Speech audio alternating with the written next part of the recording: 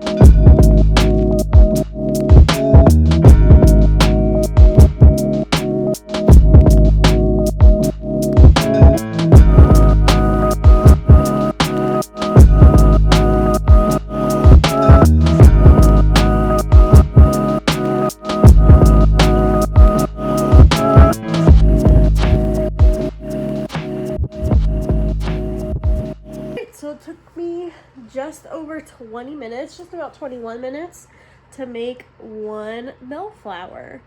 So that's pretty good. I feel like sometimes I'm a little faster, sometimes I'm a little slower, but that's about how long it takes me. So thanks for watching me time track my bellflower today. See you next time. Bye!